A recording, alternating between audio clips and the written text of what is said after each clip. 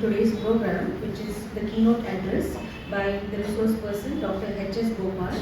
Before we actually start the formal program, we will now have a look into the video, which is the research outcome of today's resource person. So Dr H S Gopal has been instrumental in designing the quietest place on earth in association with Microsoft. So we'll just have a look at the video that is the research outcome of the resource person.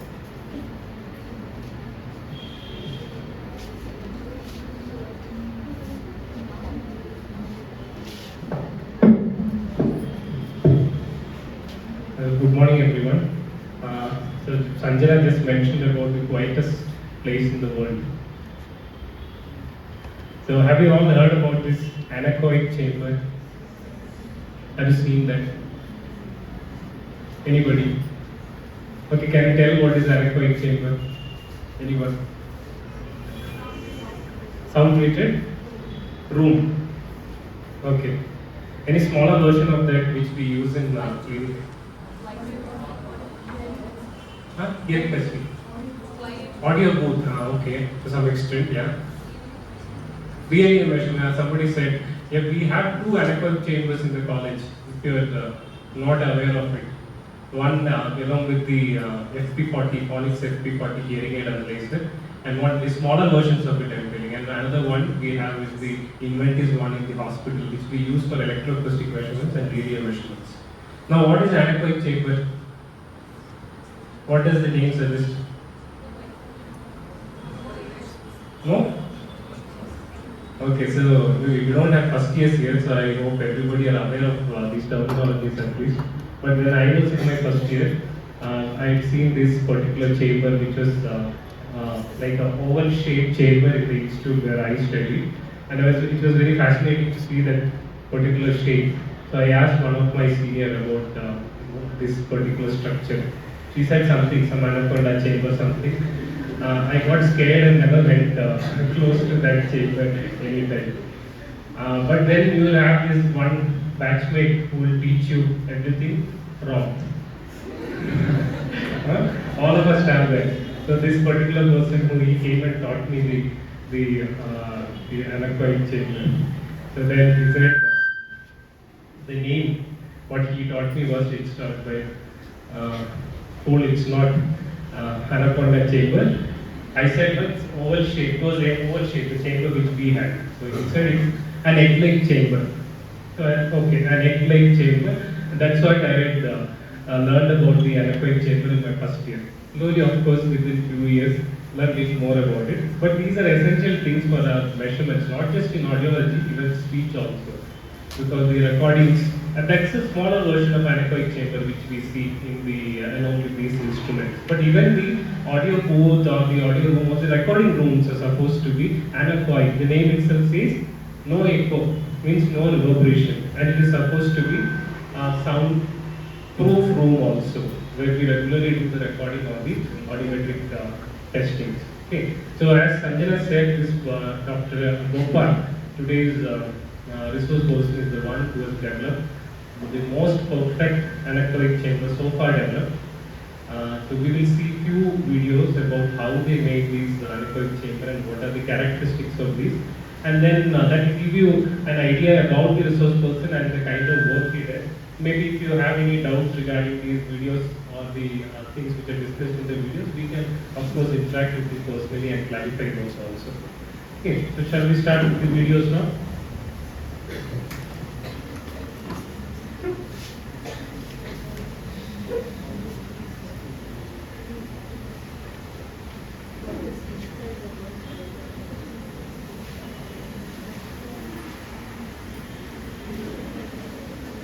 Hi, my name is Gopal. I work at Microsoft and I'm a speech and hearing scientist. I'm standing outside the anechoic chamber, which is the world's quietest place. I'd like to invite you to a journey inside the anechoic chamber, where sounds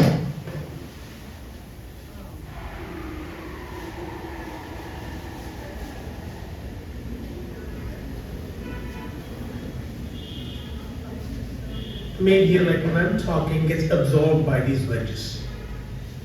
Take a look around these are the wedges, and see how the wedges line all of the walls,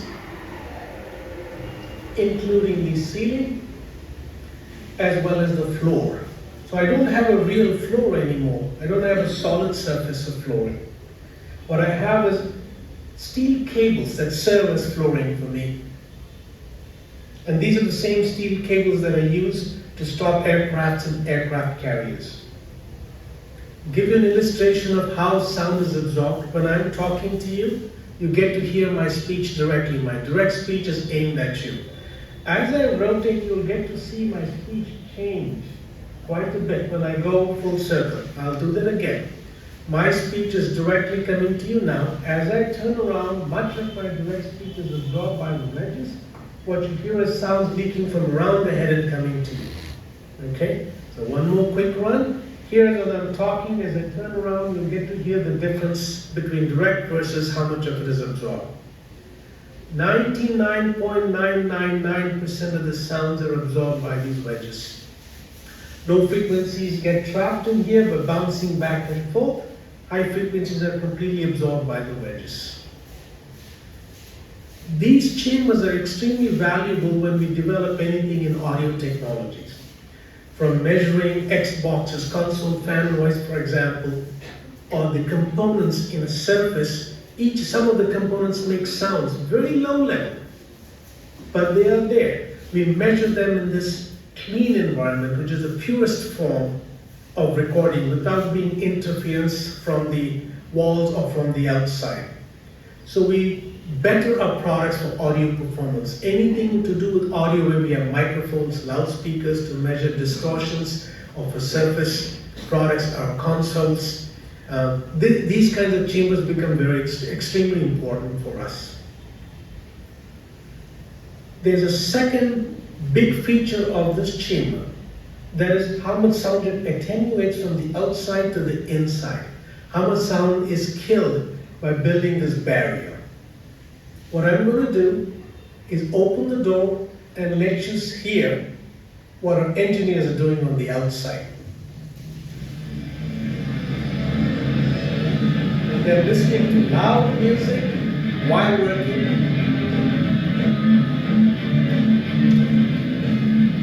And I'm going to close the door.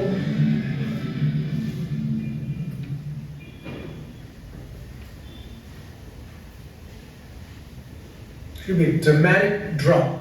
I'm going to do that again so you get to hear it.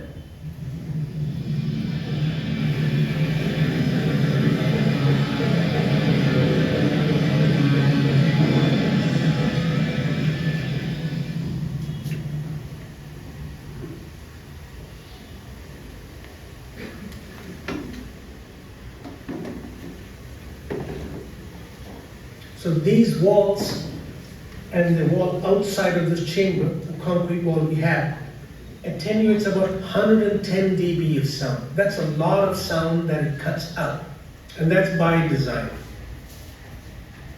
These are the two critical features of our chambers. No echoes and massive attenuation from outside to inside. Therefore, everything we measure here is sound in its purest and the quietest form. We can measure very, very, very low level sounds, and we measure sounds without interference from the walls. These are absorbed. When we develop a HoloLens, these kinds of chambers are very important to see how human beings spatialize sounds. How do we know a sound is coming from the right or the left, or from top or bottom? We want no reflections. We will have multiple speakers here. We put two microphones around the ears. We find the difference between the right ear pickup and the left ear pickup. The human brain is very attuned to picking up very small differences between right ear and left ear. Compare the two and say, oh, this is why the sound is coming from the right side or the left side or from top and bottom. So these kinds of chambers become extremely invaluable for us to develop this 3D audio rendering capabilities.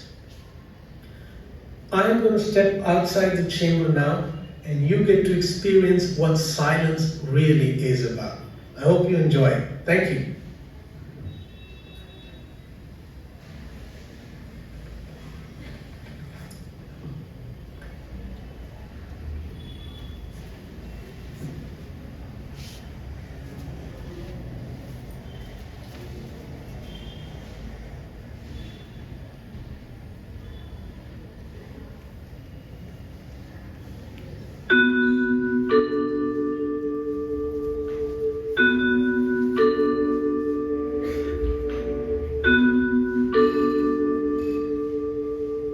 This is the anechoic chamber. One thing to notice are these wedges. These are sound absorbing material. They are anechoic, that means no echoes. So all the sounds are absorbed.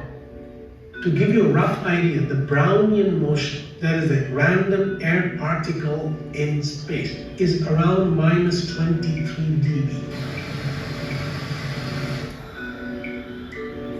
You can't get any quieter because that's just the air particles moving. We are at the edge of what is the limits of physics in that sense.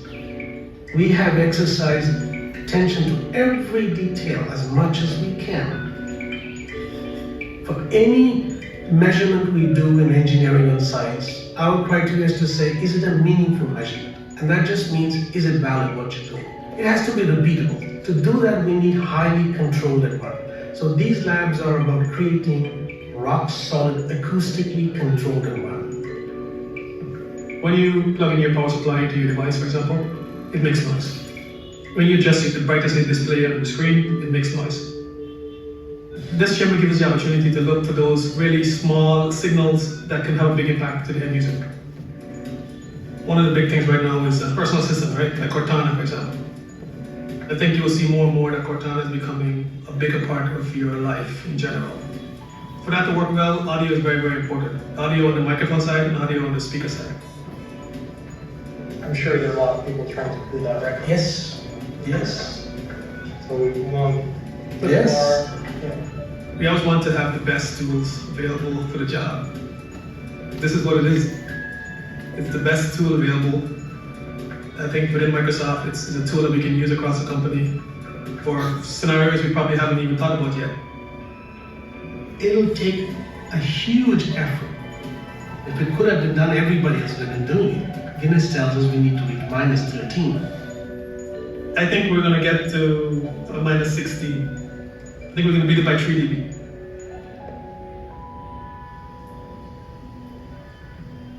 Let's record it and let's pause process data. For 3 minutes? Yeah, absolutely. Go for it.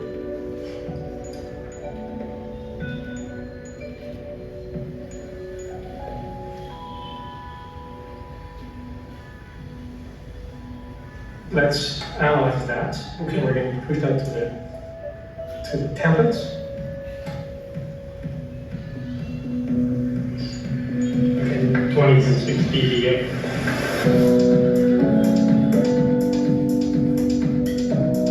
That beats the world record. I think we did it. You sure? Exactly. This is fantastic. This is great.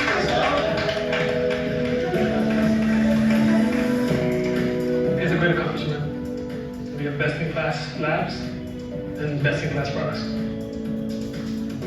Microsoft has the world's quietest place now. Officially, it'll be No doubt, right? No doubt. excellent.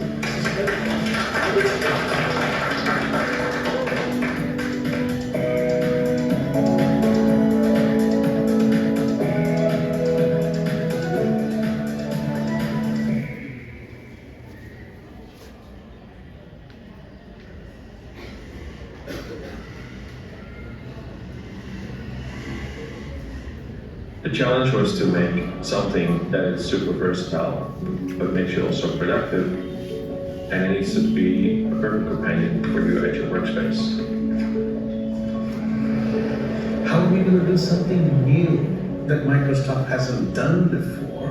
How do I design something that I would love? So beautiful that you don't even think about it. You just want it. What is the future of the human experience?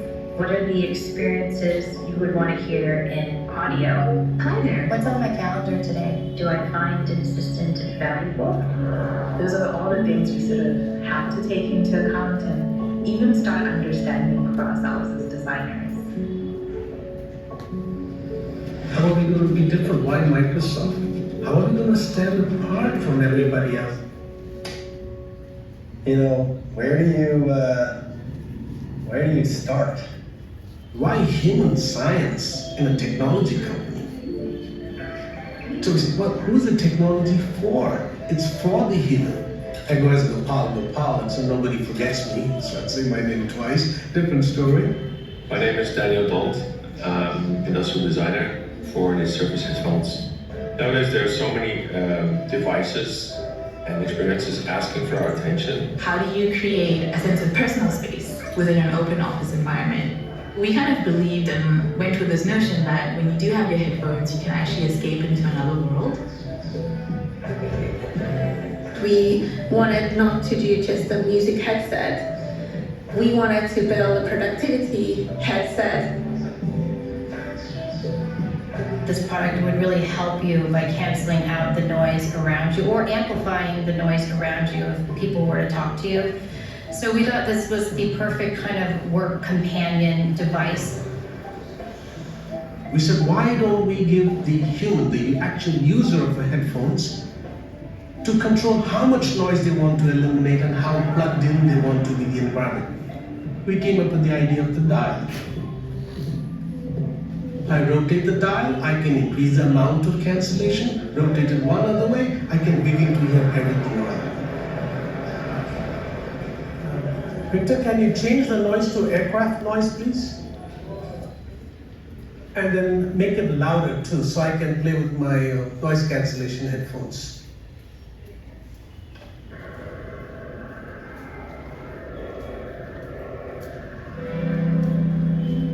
We try to make sure the experiences feel very natural and intuitive.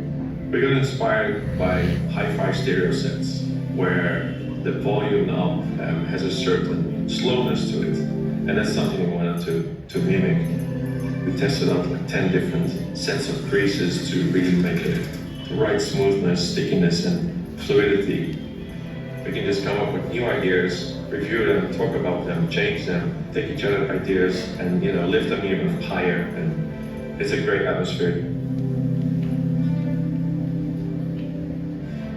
We put a lot of effort into the design aesthetic at the beginning. It's really challenging to actually find this balance in the look, that it doesn't look busy and it actually looks approachable. Not to overwhelm anybody with like too much expression, but keep it kind of open and give the opportunity for people to express themselves. This was starting a new product line within Surface. So Surface is a lot about metal, very sheer, shimmery, silver tones. And it was challenging because we had to use plastic for lightweight. The idea of having these two tones of gray, that came actually from that metallic feel that you have shadow and you have the light. So the archetype of the Surface headphones is a beautiful headband that is very profiled to the head and has these little wings at the end. Everything happens on paper first and aesthetically, and then you start to build prototypes and you start to see if it works, if it's nice, if it's too thick, if it's elegant.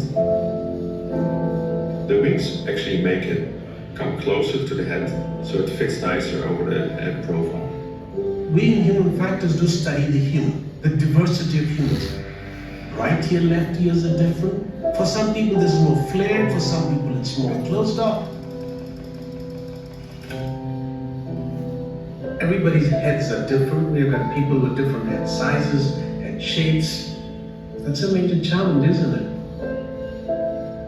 We must have gone through at least 60 different designs. Okay, this is gonna take a while, but it's worth it. That's how you get into where you want to be. We spent about a total of 3 years developing this product. It needs to be done right. User group testing data. From the beginning, it was really clear for us that the earmuffs itself that are actually touching you all the time, that's the most important feature. We ended up with this very complicated design. And then we just had this determination that, well, let's try. With textile, you always have to have a seam if you have two complicated parts. From the side view, the two materials come together and they're pressing against this foam. And it just created this small ripple. It was creating more of a shadow. It wasn't looking really nice. What if we cut a tiny little groove to the foam And we actually put the scene inside that group. Everybody was going like, this is never gonna work. But then we tried it. We prototyped some more, and then we got it to work. And we had this perfect earmuff with no wrinkles. Everything started to come together, and I think that was one of the major milestones in the design work, in the physical design work, that we felt, okay, we're getting there. We're getting where we want to be, and we're, reaching the super high design vision that we targeted.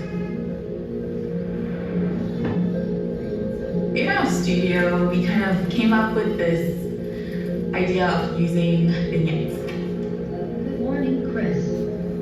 You have 3 meetings today.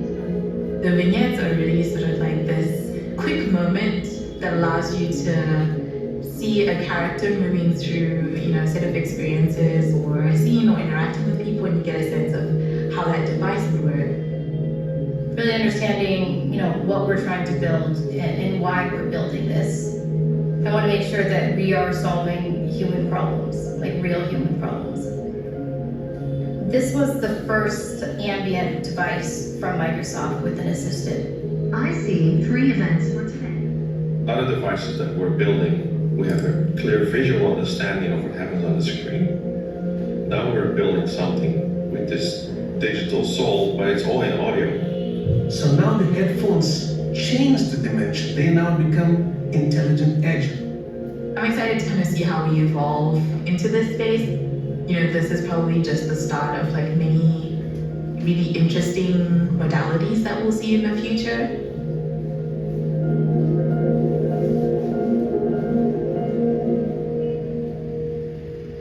Form and function ultimately have to fuse in harmony. That, I think, is the ultimate design. So human-centered design. Good design is this idea that the object that I use or the experience that I have just feels like it fits into my world. You can nail that, then you nail everything.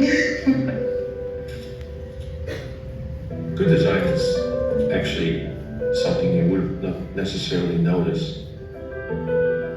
Good design is something that once you start to wonder why it is like that you think, hey, there were a lot of problems solved actually here. Designing something that achieves your goals takes a lot of prototyping. And you can't be afraid of trying something that feels funny or impossible or even stupid. So you have to just be open to this idea of failing. If you fail fast, you can move on. If you don't try something, like actually try it, you will never know.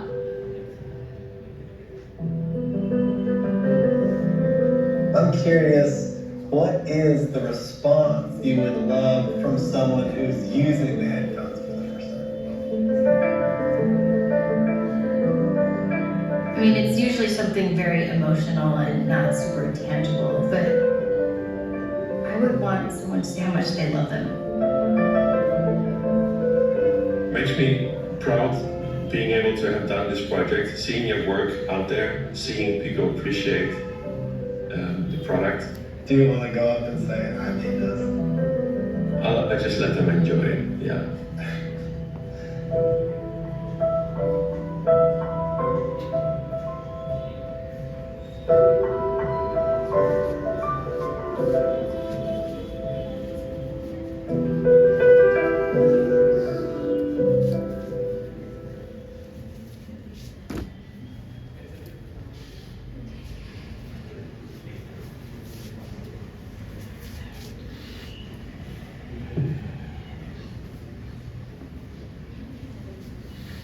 Thank you, Sakshatram, for bringing those crystal clear videos for us.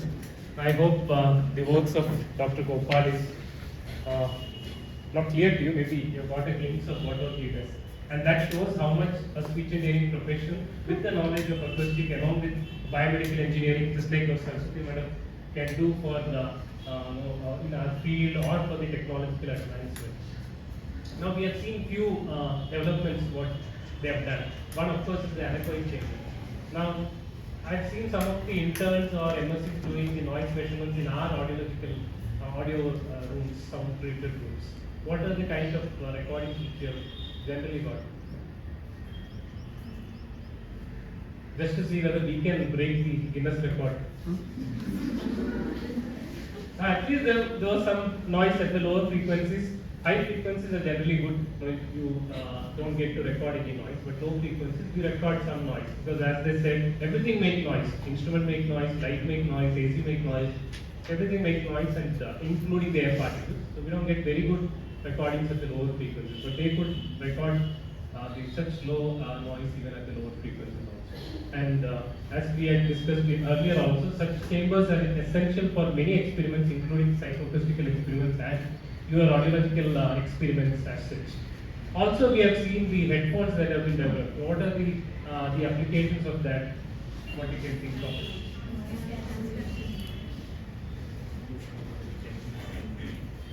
of? Noise cancellation. So that you can listen to your music without any disturbance at home. You don't have to listen to your parents, your teachers. Is that the application? AI based, okay, so you can club it along with the artificial intelligence. Something basic which you can think of, the applications in art, purely in audiology.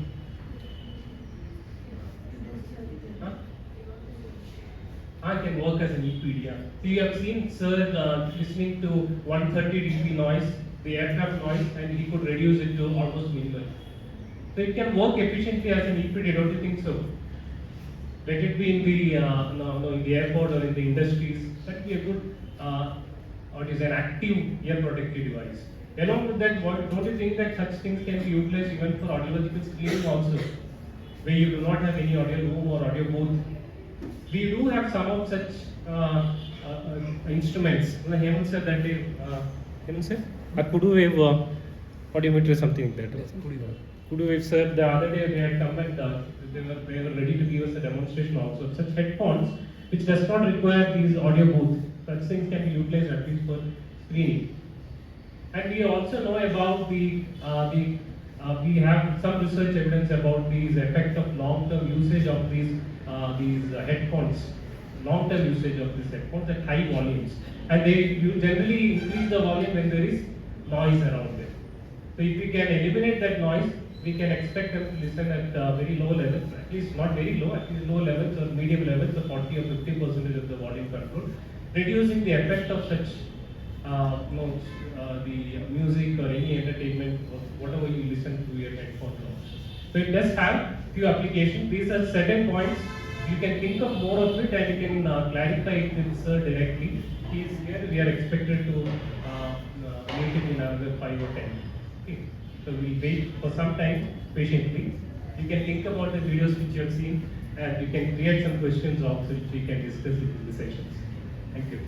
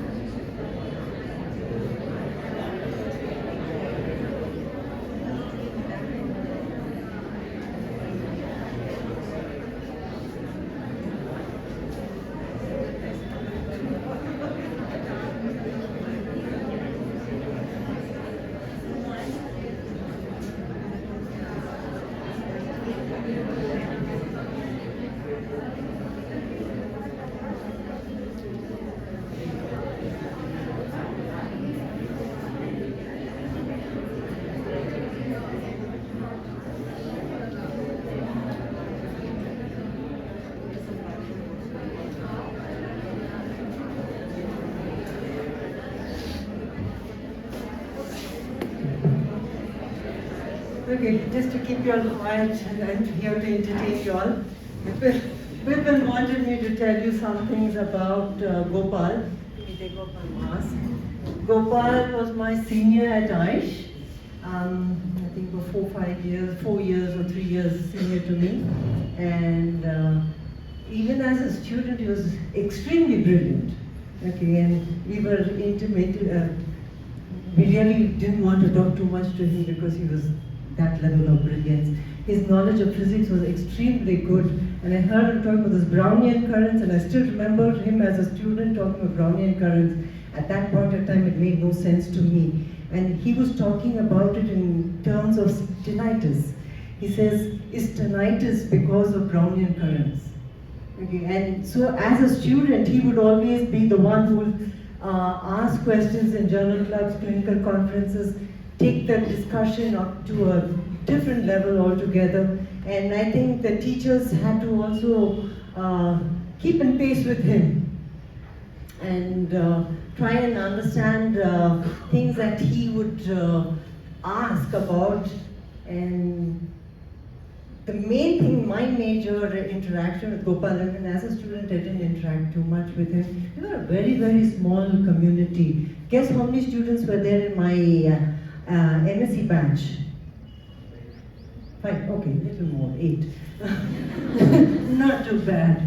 So Gopal's batch, probably, I don't remember, they must have been about an equivalent number over there. Some of you had Gopal's classmates as your teachers, Rupa ma'am. Somebody put up your hand over here to say you all had Rupa Nagarajan in Chennai, yeah. So only one student who's in my class. Nobody else has had Rupa as your teacher? Again, then Shamla, have you heard of Shamla Chengappa? Who's at Aish? Yes, Shamla's classmate also. So these are the two people we interact in India, so we know, and Gopal's classmates. Okay, not that. It's just saying I knew this person, and that's somebody who's on the Guinness record over there is also an achievement, I suppose, in its way. Gopal helped me make the syllabus for speech perception. Okay, the syllabus was highly physical oriented, physics oriented, and I was telling my second MSc class about the audiology students, saying how it was totally about Fourier's theory, Fourier's analysis, and we had to do so much mathematical calculations at that point of time. If you didn't know differential analysis and know your calculus, we couldn't do our speech perception classes at all. So the entire thing went in trying to learn basic math, and that was a requirement for us. To get into our coursework, we needed to have maths. And if you didn't have your math background, you couldn't get into speech and hearing. That's how it was. Then when I started teaching, and I said, this is going way above my level, and I could not understand too much of it. And I didn't see the application of all that math in the current scenario when you have software that is doing all your Fourier analysis, and you don't have to sit and mathematically calculate it, physically calculate it. So with Gopal's help, I changed the syllabus. Okay, so you can thank HS Gopal, who's walking in over here, and a lot of people over here, and I'm praising him, Gopal. So yeah, very emotional seeing Gopal over here in person, and he's somebody who's always made it. You see him how simple he is, but he's at that level. Okay, so thank you, sir, for bringing him in to talk to us at JSS. Sure. Please sit down. This is awkward. If you stand, I'll have to not sit down like that. No, I'm gonna. Fine. You can get the real guest now.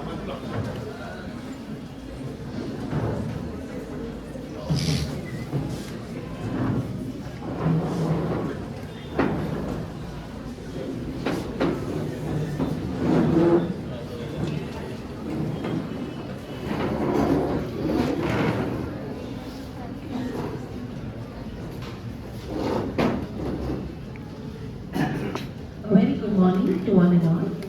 With the blessings of His Holiness Jagat Guru Sri Shivaratri Deshikendra Mahaswamiji, and on behalf of JSS Institute of Speech and Hearing, I extend a warm welcome to one and all for the inaugural program of the 2 days workshop on acoustics and perceptual analysis of voice and speech. Before we begin, we shall have the invocation song. I now invite Ms. Vaishnavi from 2nd JSS.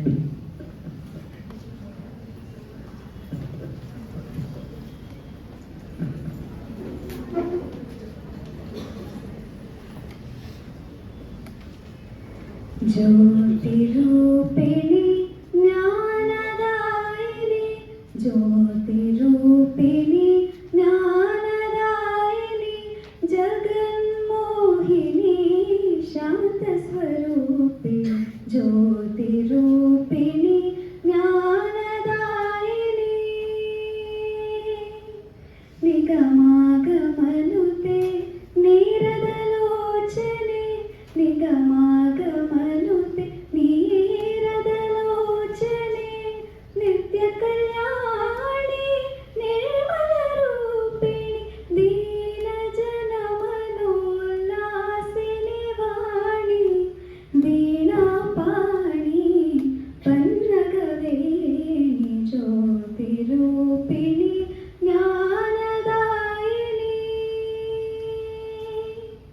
शारदमाते मनोरञ्जने शारदमाते मनोरञ्जने जय जय भारति नमो भगवते नादरूपमयि झेङ्कारिणि ओङ्कारिणि नित्यनिरञ्जनि ज्योतिरूपिणि ज्ञानदायिनी.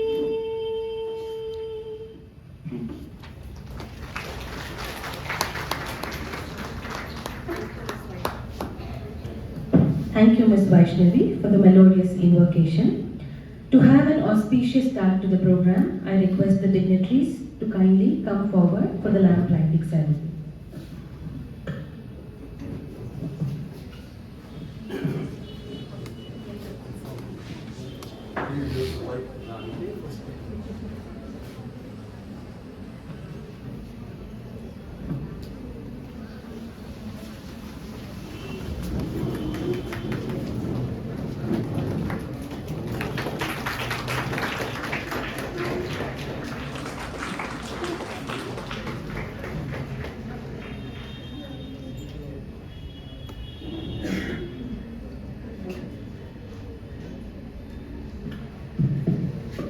Thank you, sir.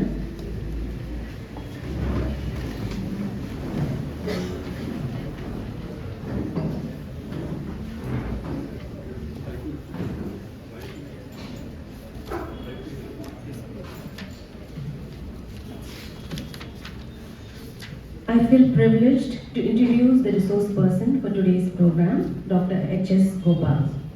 He's been trained as a speech and hearing scientist. He has also been a pioneer in acoustics and speech sounds analysis of various languages and its application to advanced speech and audio technologies in engineering and biomedical fields. His unique cross-disciplinary expertise centers on how the brain processes sounds. He has held several leadership roles in both industry and academia in science, engineering, management, design, research and development, and technical marketing. Being a former scientist and researcher, he has had a solid analytical approach to problem solving grounded in scientific methods and advanced statistical analysis. He's also been associated with well-known labs, including that of the Bell Laboratory, and also the industrial giants including Microsoft, Rockwell, Connexent, and Mindspeed. He is an internationally recognized industrial leader with 30 plus years of post-PhD work experience. He's worked in different capacities. He has adopted the roles of an influencer, a manager, a scientist, engineer, designer, and a mentor. He's published over 13 papers in international journals, presented over 30 scientific papers, supervised over 50 students, and has also been instrumental in obtaining extramural funding.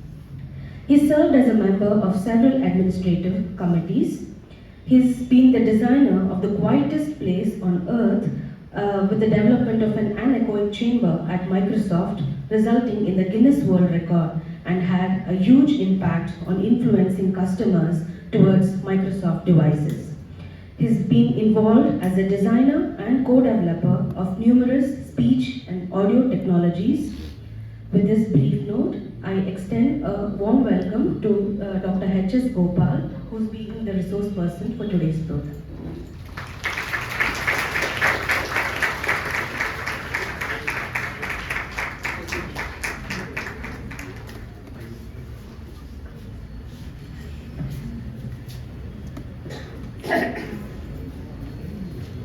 I seek the blessings of His Holiness Swamiji, and today we are fortunate enough to have Dr. Gopal and other dignitaries, Dr. G. Purushottam, Mr. Jagdish, Dr. Asha. I take this opportunity to tell about our association, my association with Dr. Gopal. First, of course, he met me after just he had joined bachelor's degree at Aish. He introduced himself as a friend of my friend. Yeah. Since then, I've been seeing him, how he has grown. He has grown beyond my imagination. In fact, he's a very hard-working person. As a student, of course, he just used to come with one notebook to the class, always. And of course, he used to listen to the lectures so well that he does not have to sit and write down or note down anything. And later, of course, we did work on my favorite topic, optimum pitch, for his master's degree. He worked on that. And of course, at that time, I learned a lot of things from him too. And later, of course, we went to States, and just now we have seen how he has worked and explored different dimensions of speech and hearing. The way in which he has involved himself in carrying out so many things in speech and hearing itself. I feel, unfortunately, we, the speech and hearing people, have been restricting ourselves only to the pathological aspect or abnormal aspects. We don't see things beyond that. That has been the main problem. Of course, that has been my complaint too. That is why, that is the reason why we established Speech Sciences Department way back in 1984 at All India Institute of Speech and Hearing. That is, speech and hearing is having other dimensions. So, that is the reason why I requested Dr. Gopal, who just happened to be in Mysuru and met me as a friend. So I thought we should exploit this opportunity by inviting him. And I mean, he said he's not prepared for any formal lecture. I said there is no need for that.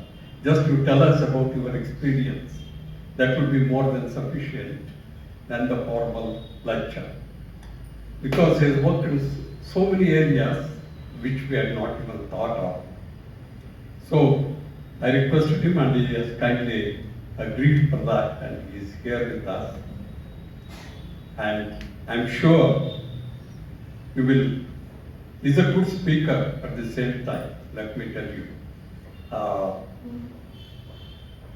You will enjoy this lecture. Not only that, I hope and wish that at least some of you will get stimulated by his work, and at least if one or two of you can get into the same line, I will be very happy. So I extend warm welcome to Dr. Gopal. I extend welcome to Dr. Purushottam, Mr. Jagdish, Dr. Asha, and I request Dr. Gopal to deliver the lecture. Thank you.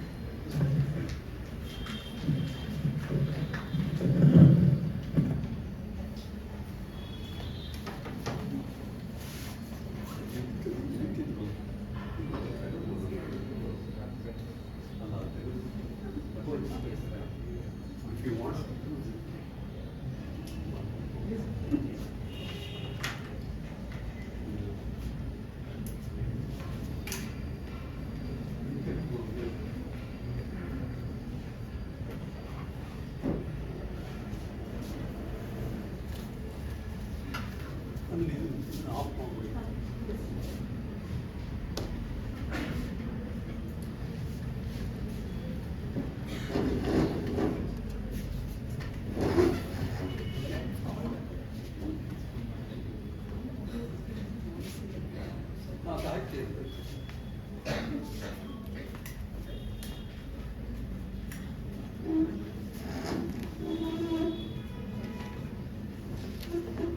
If you want to use the board, it is available.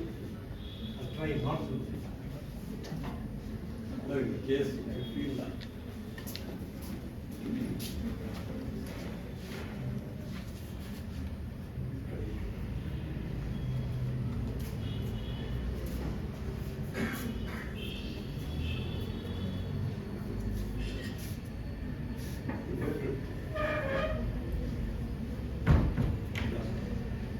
First and foremost, thank you very much. This is both a privilege and an honor.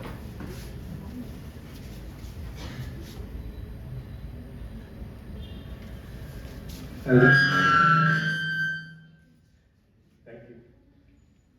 I repeat what I said. First and foremost, this is a privilege, too much reverberation, right? I will talk about reverberation, very important, still too much to my ears. Thank you. It's a real honor and privilege to be invited to talk to the professionals, but even more so, it's little intimidating to me. Dr. Nataraj was my teacher. I've always believed that how can I know more than my teacher? So I think he's been too kind to invite me. Even additional reasons, I have all these super distinguished seniors and some not so seniors, but who have excelled in the field. Jagdish, Dr. Purushottam, Dr. Asha. I don't know if to call it Dr. Yatiraj or Dr. Asha, but Asha for me, right? We studied together, my seniors were there, I learned a lot from them, I learned a lot from folks like Asha. So you folks are really lucky to have such a fantastic set of experts as your teachers, as I was. I was really privileged, I felt very lucky, and I think so are you. That's my belief.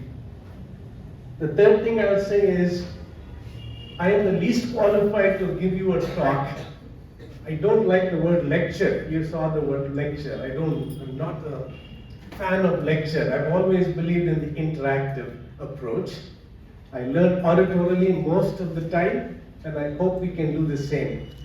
If you are writing something, please put your pen down. It's not worth it. Everything I'm going to tell you is there in the field published, and that which is not published, which is what I'll talk about without the specifics, I want you to think. So at the end of the talk, I want you to be disturbed intellectually. I want you to be provoked intellectually to say, we are speech and hearing professionals. How can we make a bigger contribution? I'm not saying you're not making big contribution. I think what you do with the clinical world is far more significant than what I do in the technology world. However, there are ways you can mix the two. Okay, technology, medical field applications, speech science, to me, they're all continuous feedback loops. Each one feeds on the other. So I'm hoping by the end of the talk, you will have more questions than answers. And after I'm gone, you will bug your teachers and faculty for all the answers and questions and for projects. If you do that, I think my talk is a success. I shouldn't say talk, my conversation with you is a success. Most importantly, I want you to know I am retired, which means I have forgotten 90% of what I knew. Makes me feel good. So you are now we are almost equal level. Some of you PG students know more than I do, so we can have a relaxed atmosphere. By choice, I will not give you specific answers or specific values. One of the joys and drawbacks of working for industry is everything you do is owned by your employer. Okay, all the stuff that I did, they own it. I am just a, how should I say, slave, okay? And you will learn that. The beauty about academia is you have the freedom to publish, you can talk about it. So I'll talk a little bit about what I did in the academia, in the university life, which was about 1627 when the dinosaur bones were being picked up, so mine is ancient stuff. Okay, you are more current than I am with a lot of these things. But let me get off on that and start the technical part of it. I don't need to tell you what speech acoustics is. I don't need to tell you what speech perception is. I think most of you know that. Most of you know psychoacoustics. I will talk more about application of that into technology and based on where the time is into the medical or clinical fields. Okay? So let's start off with a simple phone conversation.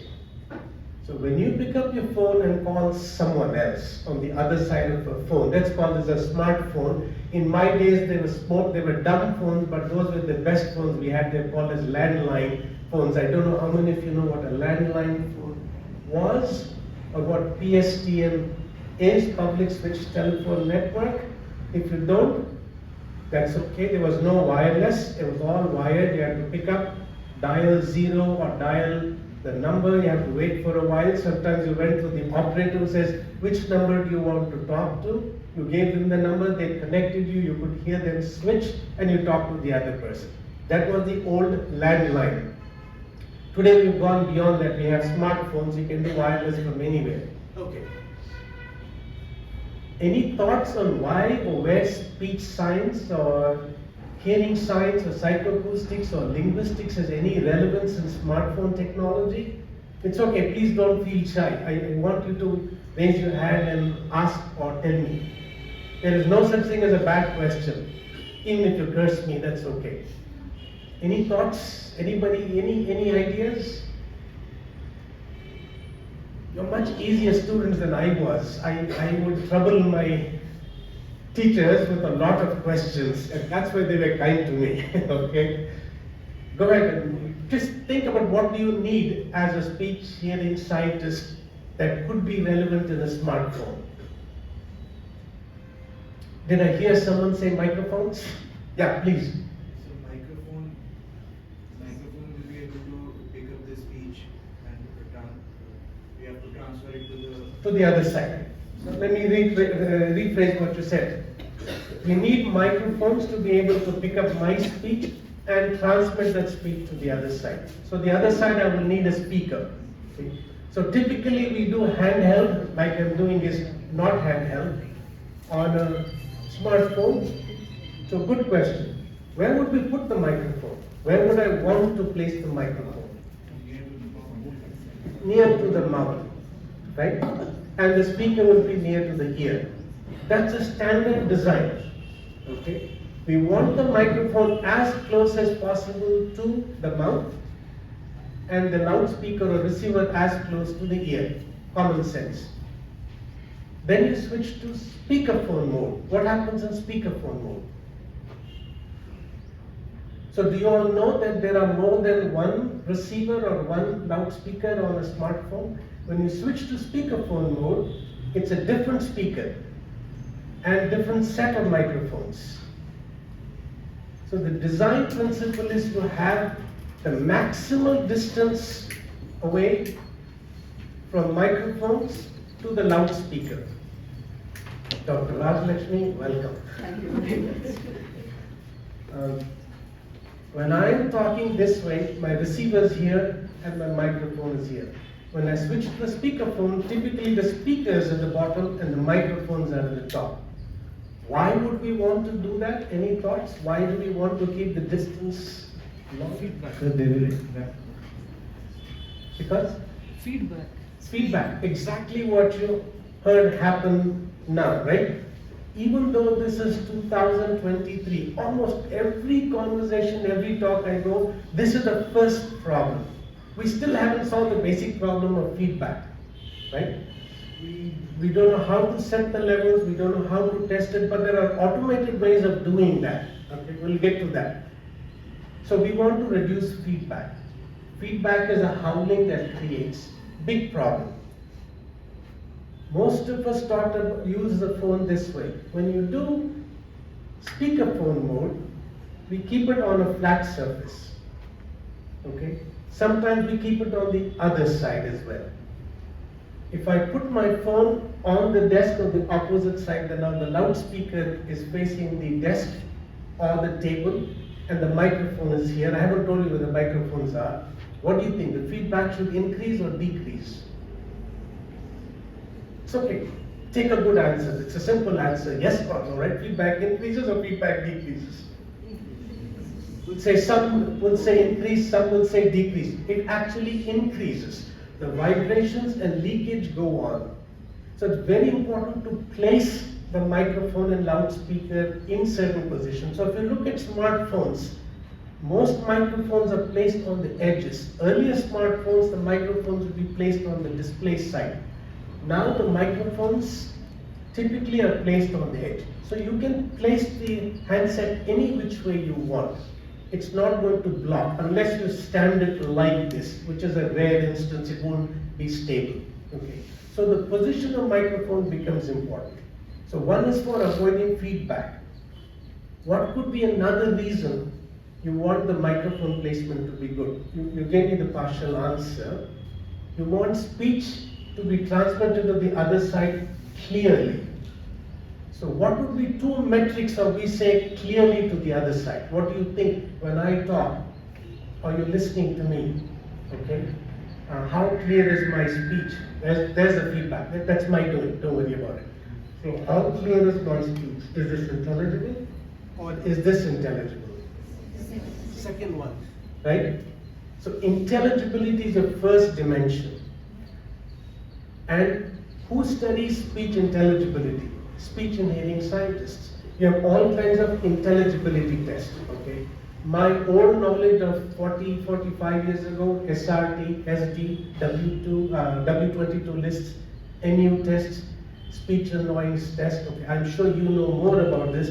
SSI, completing sentence identification test. So there are good metrics to talk about intelligibility. Telephone has solved much of the intelligibility problem, but what it has not solved yet is the clarity, or what's called as good quality. Okay? So how do I measure? So I can talk this way. My speech can be, do you still understand what I'm talking? It's fairly clear. I mean, it's intelligible, but it's not as clear as this.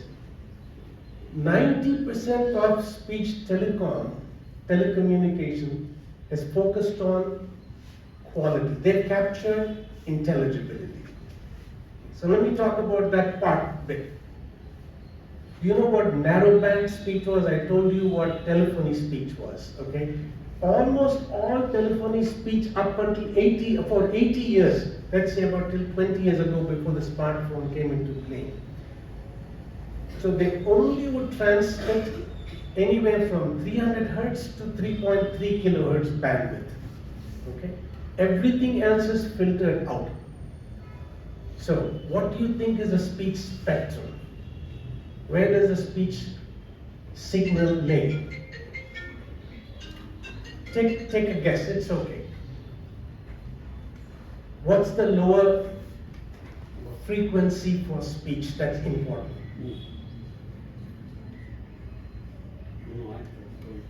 Any guesses? Let me be a bit generous. I think I heard someone say fundamental frequency.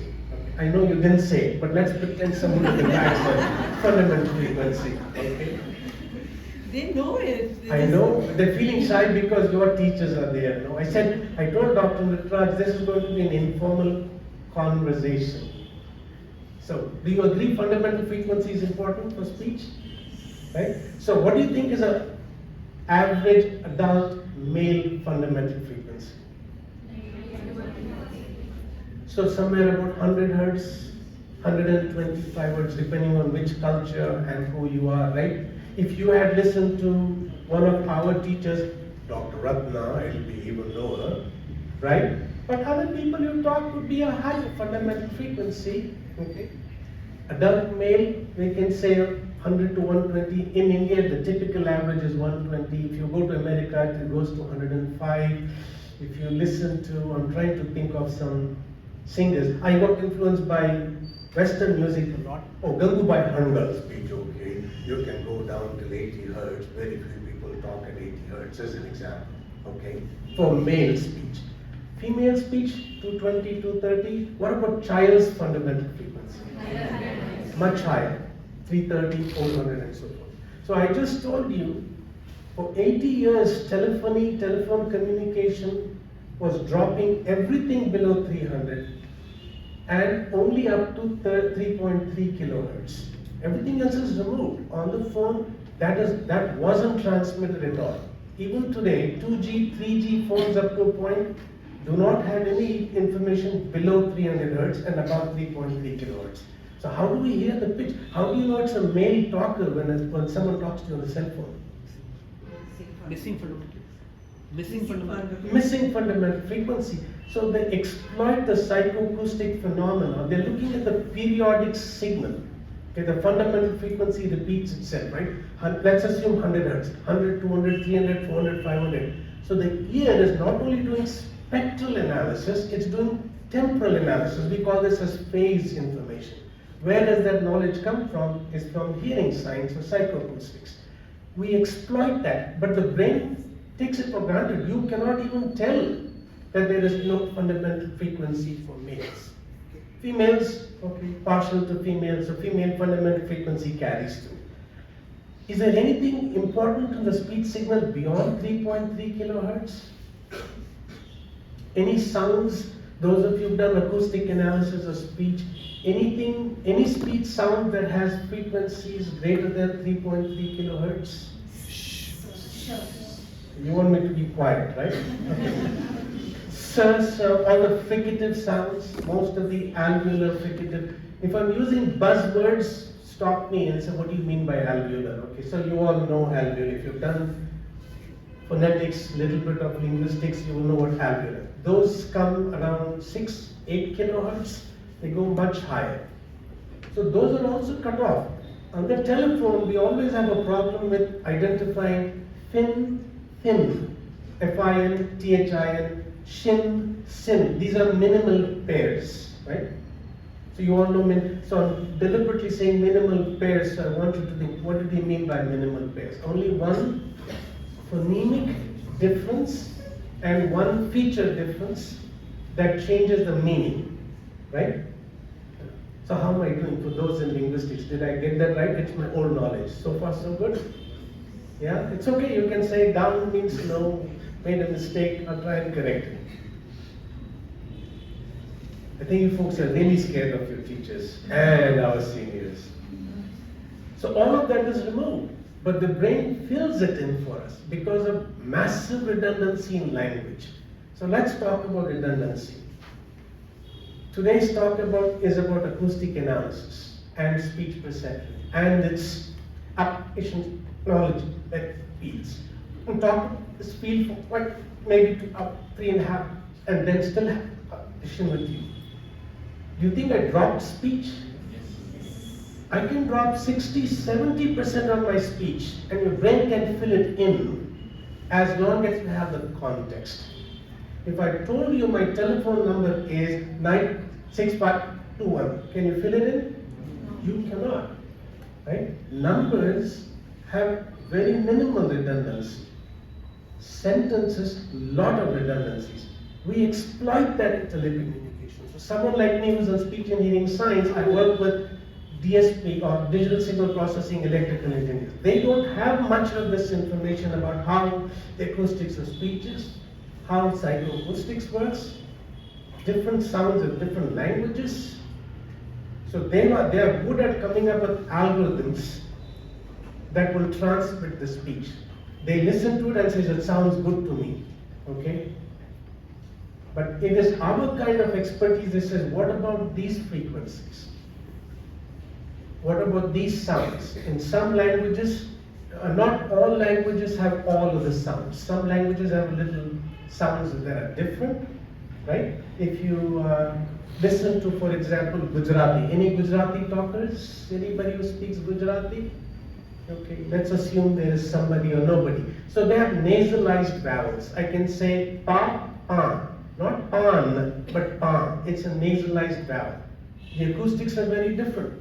That is something electrical engineering folks don't know at all. Okay, we have in Hindi or Kannada, we have pa, pa, ba, bha in most of the Indian languages. They can only hear two versions of that. They can hear pot or, they can hear bot or pot.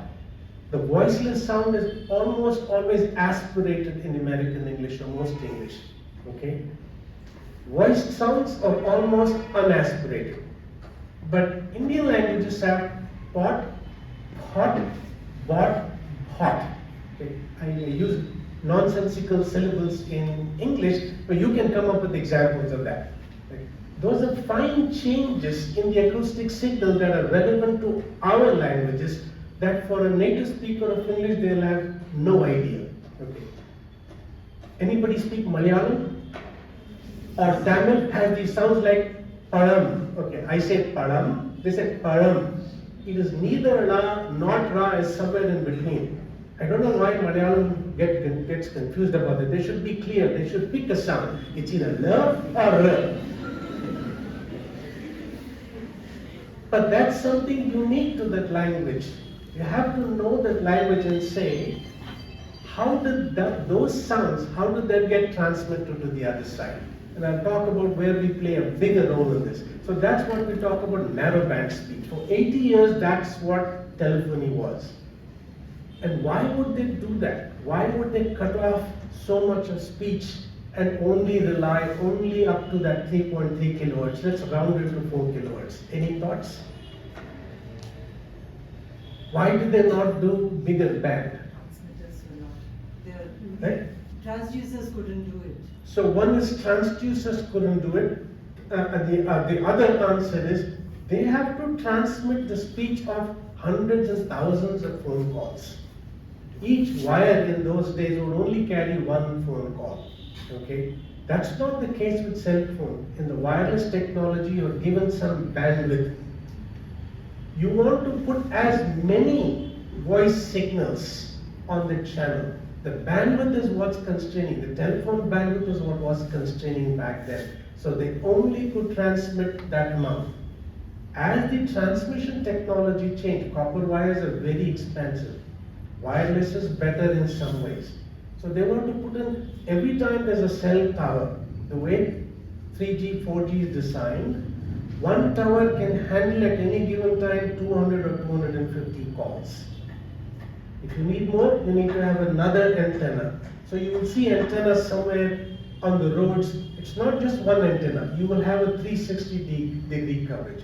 Each antenna that you see in a rectangular slab can only handle 200 channels in the 2G, 3G world. 4G, they can handle up to 1,000 conversations. That is very expensive for them. So they want to squeeze in as many phone calls as possible within the same bandwidth. Okay? Now, if there are more users than the bandwidth can handle, it has to be sent to another tower. So someone has to spend money building the tower, route that signal from the other tower to you. But the signal strength has to be good. Okay? If the signal strength is not good, You lose the call gets dropped, or you will hear the call more like, I am talking to her tomorrow. You will see those voice pieces being repeated. It is struggling to fill in that piece of information. So what they do, they repeat the previous signal. So instead of saying boy, it's go boy. So we're repeating the previous small slice. Okay. So what I'll do is jump and tell you the different technologies. We have 3G, we have narrowband telephony, up to 3.3 kilohertz. Then we went into what's called as wideband speech. Wideband goes from 150 hertz to 7 kilohertz, much better than the narrowband. Then they came up with the super wideband. Super wideband goes from 100 to 14 kilohertz. That's pretty good for speech. Okay. Do you think any signal in speech beyond 8 kilohertz is relevant at all? Any thoughts about probably the most timber also you don't need that. Right? So for most sounds we don't need beyond 7 or 8 kilohertz. One of my colleagues who did a PhD at MIT, what she found was, when you look at your teeth, you look at these incisors, these pointed teeth, if you remove it in the model, if you remove it, sir, the sound sir, is weaker. So the perception, the percentage recognition for sir drops. So for sir, 12 kilohertz is very important region, even though we focus around 6 kilohertz. For naturalness, for intelligibility in noisy conditions, 12 kilohertz is very important. That all of these examples were using adult male speech. Where do you think the resonance for sir sound comes about? Let's take a simple alveolar sir. Okay, what do you think contributes to the high frequency? Let's say 6 kilohertz. What causes the resonance to peak around 6 kilohertz? What's the underlying mechanism? So what is the narrow? Front cavity. Smaller the cavity, higher the frequency of resonance. Longer the cavity, lower the frequency of resonance. So these are based on adult models. What happens with children's speech? Do you think the front cavity is same as adult males or adult females? It's even smaller. But in technology, most people do not pay attention to children's speech. They only take adult male because engineering predominantly is a male profession. Then comes in the push to say, what about female speech? When they look at female speech, they find out you cannot simply create female speech by modeling male speech and multiplying it. So, for example, if I say adult male fundamental frequency is 100 hertz, oh, female speech is 300 hertz, let's say 300 hertz is a fundamental, just multiply everything by 3. If you look at formant frequencies of the same vowel, males and females, it doesn't scale. F1 ratio from male to female is very different from F2 ratio from male to female. If you look at another sound called oo, those ratios are completely different. So in simple language, you cannot take male speech and apply a simple scaling factor and create female speech.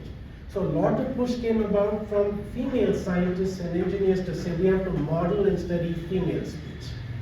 So what I am now suggesting to you, there is very little research done with children's speech. You folks have fantastic opportunity to look at this kind of work, okay? What kind of work? You can look at children, you can look at adult females, okay? That will improve intelligibility. Easiest thing to do is measure intelligibility. Quality is a bit hard. I can be intelligible, but quality can be poor. Like the example I gave you. Narrowband speech, I can speak this way, you can understand me. I can go into wideband, much better. I can go into even broader. Okay. Full band goes from 20 hertz to 20 kilohertz.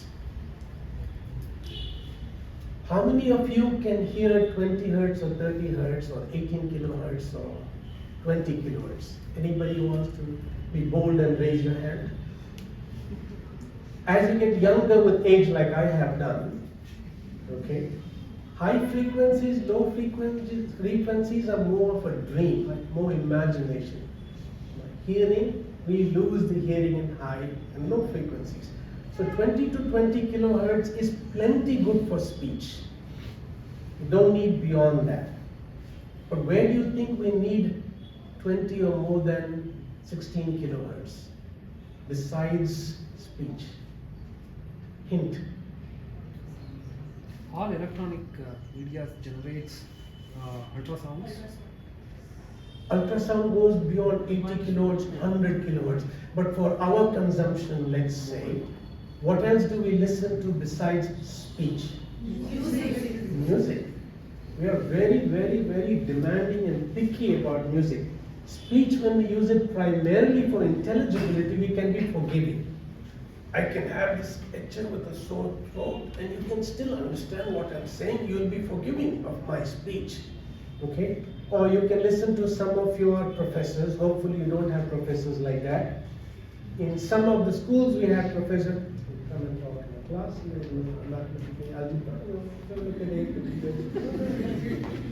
They were talking to themselves.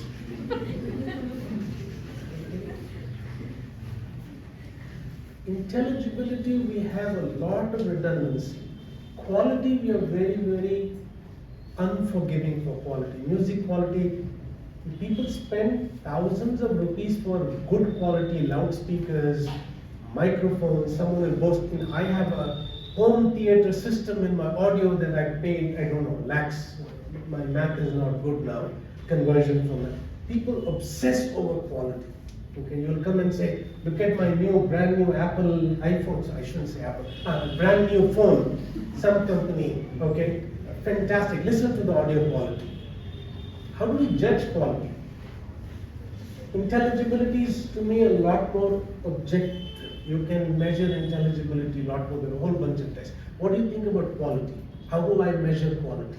Timber. Timber. Timber. Timber is one. So, but how do I measure timber? How would you say this timber is good, this is not good? Some scaling system. Some scaling system. Much of it is subjective. Here starts the war between electrical engineering people and those of us who do perception. For them, everything has to be objective. Okay? I have a bad headache today. How do I objectively measure that? How do I tell my doctor I have a bad headache? How bad is it? I cannot measure. Temperature you can measure. If you have fever or I'm feeling off, you can thermometer. What do you do with pain? You're feeling good, but you're not feeling good. How do you measure it? There's a lot about human, given the nervous system. Perception plays a big role. Okay? Don't let the objective people put you down because you cannot quantify it. Even though I'm a big fan of empirical and objective stuff, all my life I've tried to objectify as much as we can. Lord Kelvin, the famous Lord Kelvin said, if you cannot quantify anything, you've never understood it. I have a hard time with that. So we can quantify subjective sensations. Any example in hearing that you think we use subjective things to measure what? Like any example? Verification tests, all our tests that we do. Right? Loudness test, sounds, right? Pitch with melodies. Quality matters. So 80% of telecommunication world has spent energy in measuring quality. So what's called as an opinion score. So I give you a 5-point scale, 5 being excellent, 4 being good, 3 being fair, 2 being poor, 1 being bad. 5-point scale. I play you sample A without telling you what. As I ask you to put a rating, you will say it's excellent. I play you another sample and I ask you to rate it, and you will rate it as my quality now. For example, go ahead. So I give you 2 examples. My name is Gopal. I was an average student. What's the quality? Not on the intelligibility part, the quality part. What?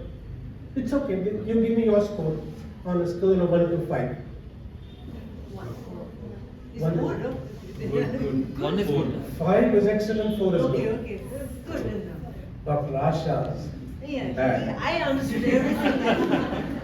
She's getting even for all the stuff I troubled her when she was a student. And I now have, my name is Gopal, and I was a bad student. 2 or 1? Okay. So now we talk about the scales. How do we quantify this?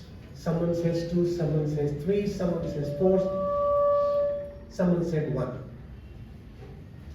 Anything you can think of? How do I make sense out of this highly varying subjective test?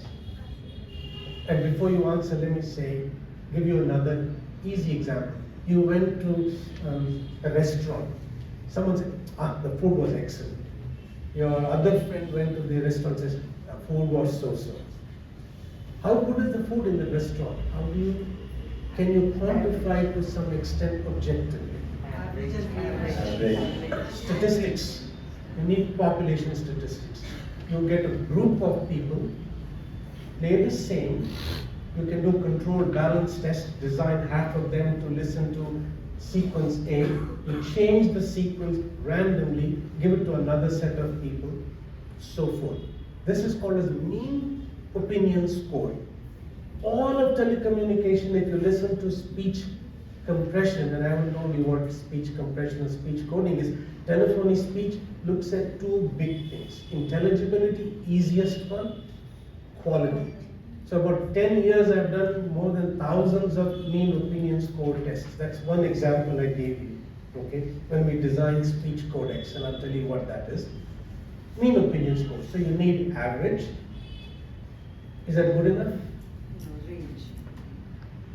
So two important things in statistics. We all get hung up on average.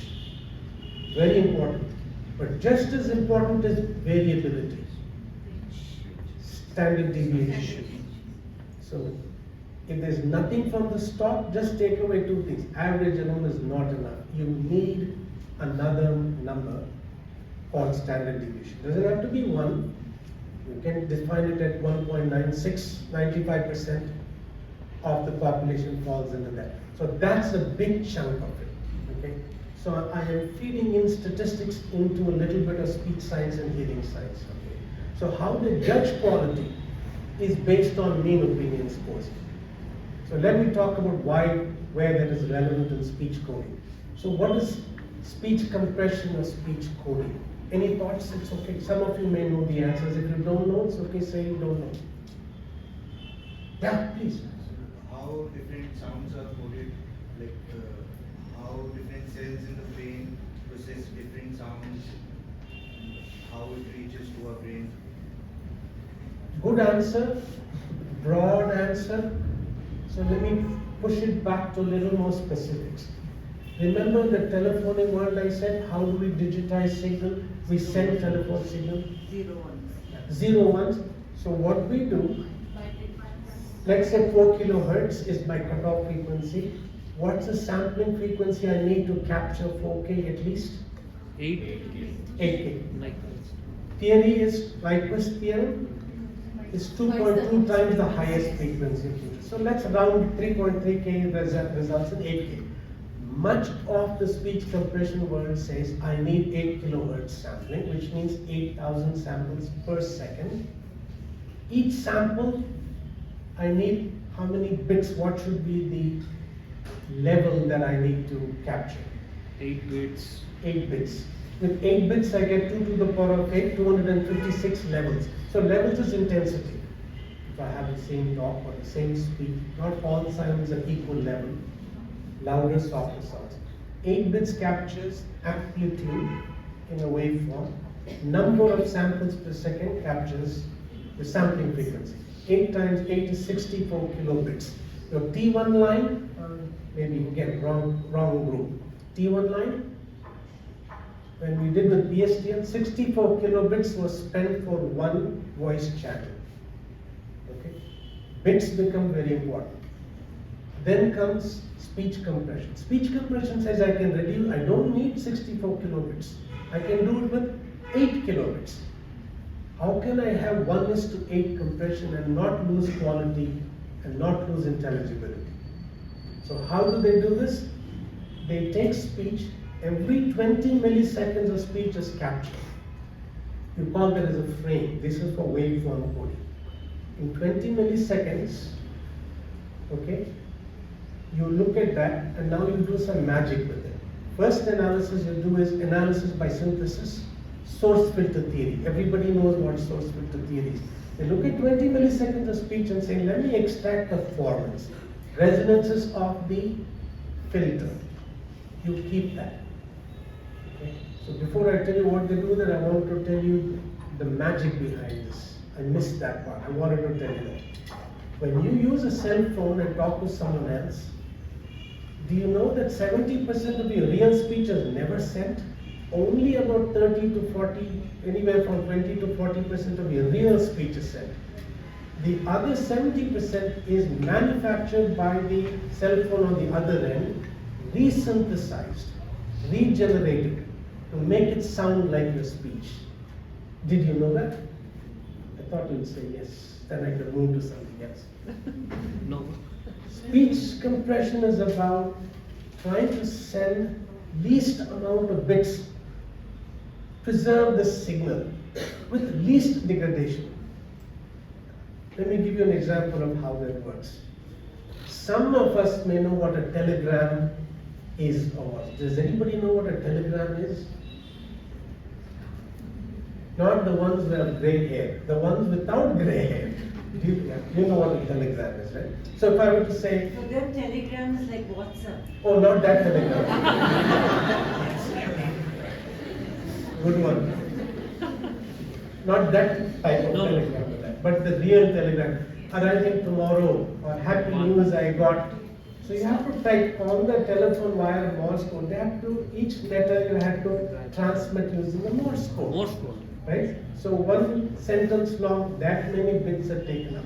Instead, they were very clever. They came up with a book of common phrases. Okay? Let's say, I'll make up a number. Let's say 128 phrases. Okay? Or let me say 256 phrases. That's not true. It was much less. And all they do is send number 25. 25 is sent on the telephone line, Morse code. The lookup says it was number 25 came. Look up what is number 25. Oh, it says arriving tomorrow morning. That's what gets typed out.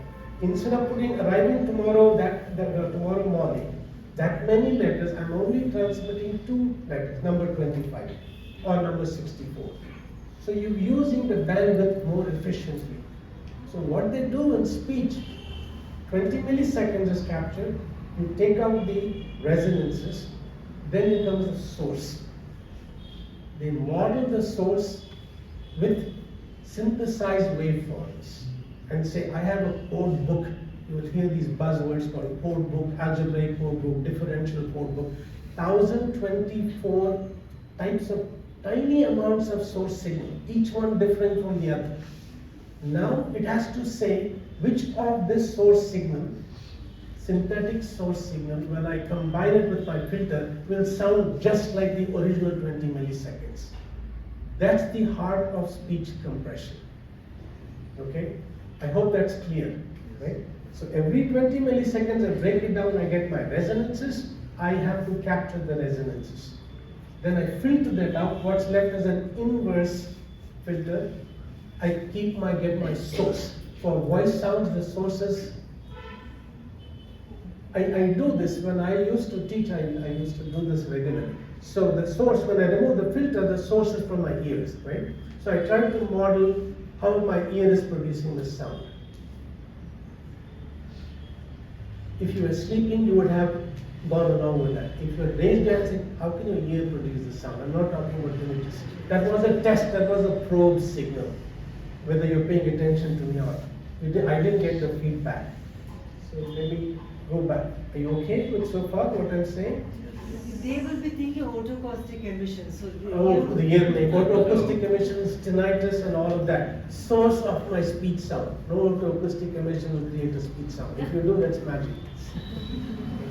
So you want to model that source by tiny chunks of synthetic waveforms and say which waveform can I combine with my resonance and create the speech signal.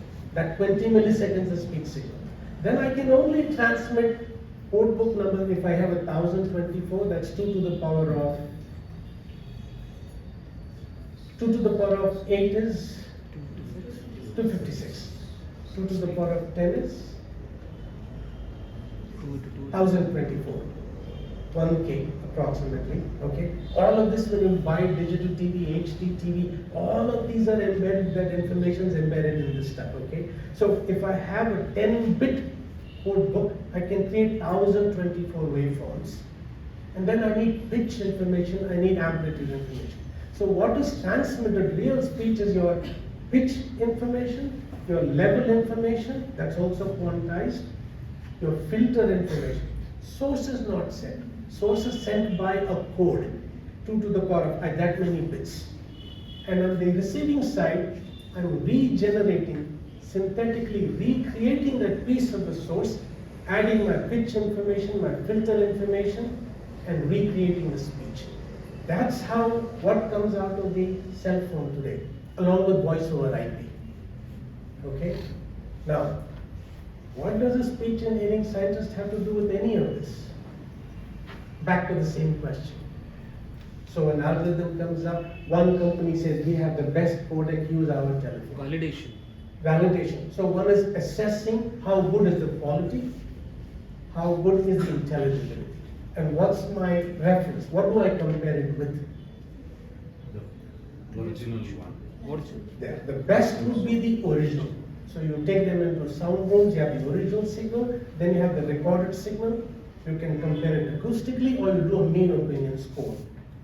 Double-blind studies. Double-blind studies are the most powerful way to do the experiments, but you all know that, okay? So that's a big chunk. Before any codec gets implemented in cell phone, all the companies compete in the standards bodies and say, we are better than. But nobody uses the original reference because it is practically impossible to match the real reference. So the gold standard was the old telephone line, uncompressed 64 kilobits. But if I get quality close to 64 kilobits in that 5-point scale, if I got 4.4, 4.3, that is considered very good. So I can have now 8 kilobits. What's the advantage if I can, instead of 64 kilobits for one person's speech, I'm using 8 kilobits. So how many conversations can I send in parallel? 64 divided by 8, I can now have 8 talkers. So that's the power of compression in 64 kilobits. But 64 kilobits is for narrow band. Okay? But when we go to wide band, speech compression, every year there's competition for speech compression. Different types of algorithms. So in the 3G world, they went into what's called as HD voice, high definition voice. You think high definition voice is like high definition TV. So they went from narrow band, 4 kilohertz, they went up to 7 kilohertz. But it's tough to do 7 kilohertz with 8 kilobits. So bit rate goes up to 12 kilobits. And for the real signal, you can do the math and saying, oh, I'm going doubling the bandwidth, 64 kilobits, I need 128 kilobits. You almost always get 1:10 compression. That means I can have 10 times efficiency than a single channel. That's the heart of speech compression, okay? So when you go to 3G codecs, you'll hear HD voice, high definition voice. 4G becomes EVS, Evolution Voice Services. They are going super wideband. The last one is 5G, and you will hear things like voice over IP, VoIP, we all say voice IP. Then there's what's called as VoNR, voice over new radio. 80% of the effort in wireless telecommunication is building better wireless systems. So I'm not going to talk about TDM, CDMA, OFDMA, those are all buzzwords in the wireless world. But if you are going to be in the field, you better know some of that, because they will challenge you. You have to know how that interacts with speech and hearing science. So how does it interact? Is 20 milliseconds the reason for 20 milliseconds? Any thoughts why they would pick 20 milliseconds? Or why would you pick 20? What would be your recommendation as a speech and hearing person? you know something about speech. What do you want to capture as a good frame size? Pick up, stop the burst at least? Is it? So you're getting even more detailed. That's good. I was going to get to that.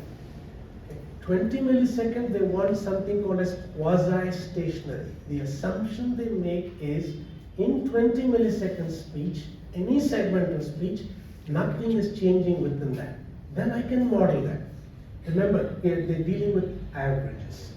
You want to capture an average. So you say, what's the smallest size I can use where my average represents that frame size?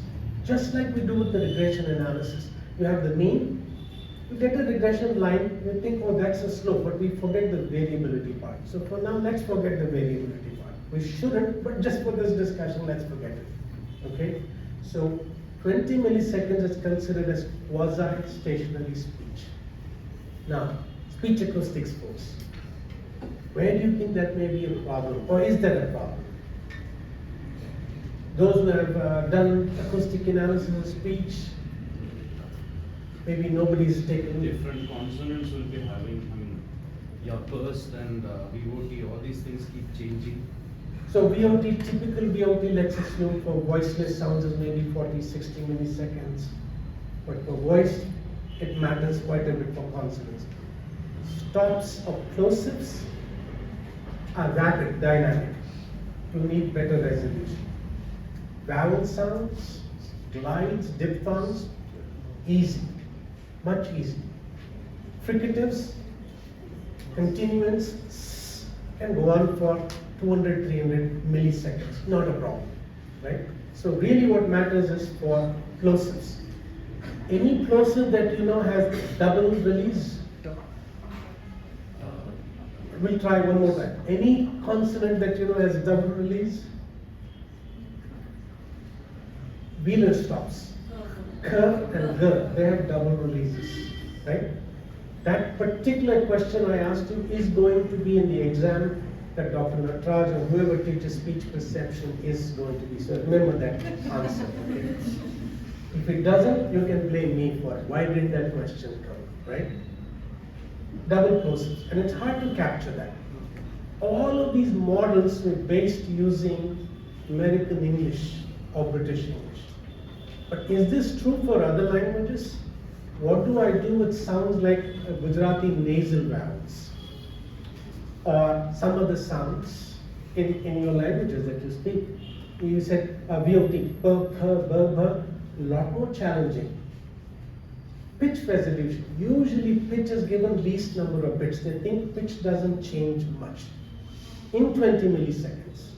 I'm not talking about intonation. Intonation is over a phrase. Within a segment, we call it as pitch of a vowel. Okay? Let me pause. I want to talk about the pitch a bit. How am I doing? Boring? Should we change the topic? You're okay so far with me? Yes. Interesting? Yes.